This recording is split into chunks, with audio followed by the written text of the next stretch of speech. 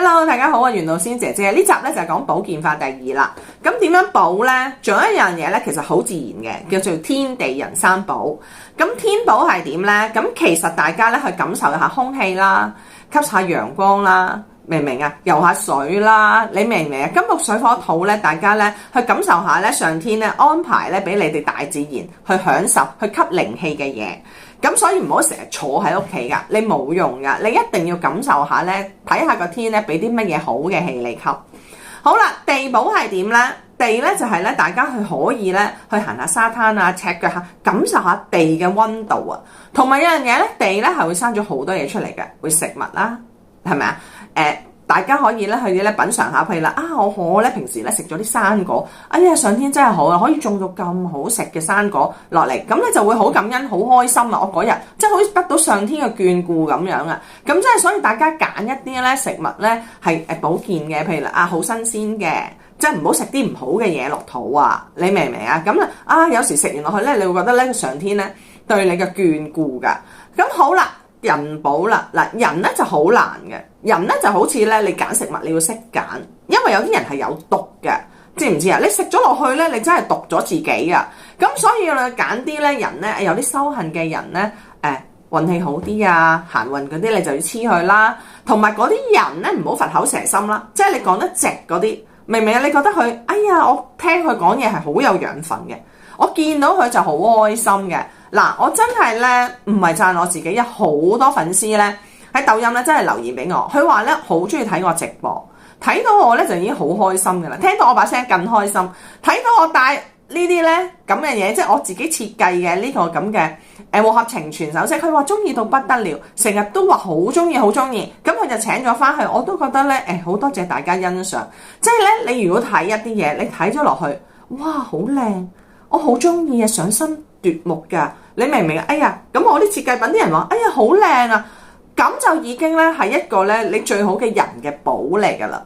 譬如咧，你見到一個人，哎呀嗰個人好靚啊，咁你咪睇下佢咯。哎呀嗰個人啲歌好好聽啊，係咪啊？把聲好好啊，好舒服啊，聽咗落去。咁呢啲都係叫人寶啊。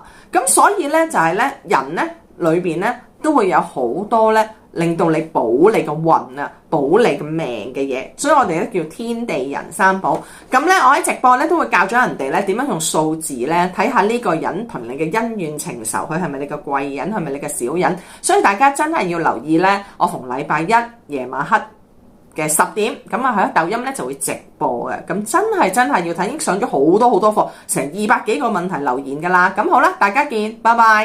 Hello， 大家好，我係玄道六仙姐姐。今集講咩呢？就將你個五行啊，點樣對應你個五臟六腑來保健啊！嗱，一定要聽，攞定張紙出嚟。咁呢個靈感呢，嚟自乜嘢呢？就係呢，大家都知啦，嗰個黃喜呢，以前係 TVB 藝人嚟噶嘛。咁佢之前呢，就話自己呢，俾人迷姦咗2次。咁之後呢，其實有好多網友呢，就睇佢啲 post 呢，就覺得佢比較匪夷所思啦。咁係咪個腦有啲問題呢？咁樣咁都要救一救佢啊！咁咧，但係咧就係我個 post 咧就好犀利，日日咧已經係過咗44萬 view 噶啦。咁我覺得咧，我應該要講出呢啲嘢咧，即係同大家咧點樣可以保健自己嘅身體啊。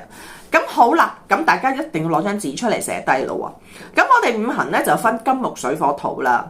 咁其實如果屬金嘅咧，你如果係缺金嘅咧，咁咧你就會咧有啲個腦唔係幾清醒。即係個腦係代表金嘅，或者又唔係幾清醒啊，好紊亂啊，蠢蠢地啊，咁你要帶翻少少金喺你個身上面啦。嗱，金鏈啊、金戒指啊、金耳環啊嗰啲，就帶翻少少金去旺一旺佢。尤其是個肺又係代表金嘅喎，如果你成日咳咧，亦都可以帶少少金氣啦。或者咧就係大腸，你個大腸咧唔係幾好咧，你都要帶少少金氣嘅。即係你大家唔使識算命啊，你感應下啦。哎呀個腦好似今日好亂喎，咁你要帶翻少少金嘅啦。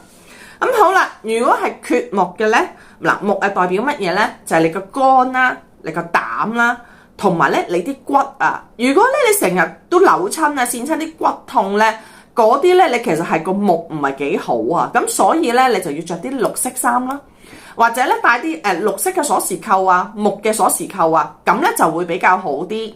嗱，唔一定成日着綠色嘅，咁你可以打底嗰啲着綠色噶嘛。你話係咪啊？咁好啦。咁然後之後咧，如果咧你嘅腎啊、膀胱唔係幾好咧，其實係代表係水唔係幾好啦。咁所以咧，你又着黑白藍色衫啦，飲多啲水或者帶支礦泉水喺身啊，平時出街咧，咁亦都係會咧旺一旺你咧嘅身體噶。咁好啦，如果咧你話你缺火咧，你會講咗你嘅心臟唔係幾好，因為火咧就代表心臟啊，又代表小腸，又代表眼睛。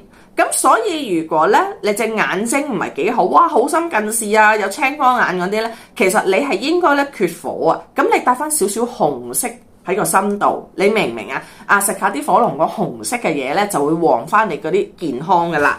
咁個心臟唔好咧，就係火有啲問題。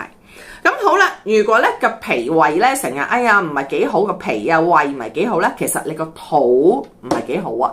咁所以咧你就要泥黃色啦。呢個咧就係最基本咧嘅功嚟嘅。咁如果咧再唔得，你再深入啲咧，再教下睇一次嘅嘢。咁好啦，拜拜。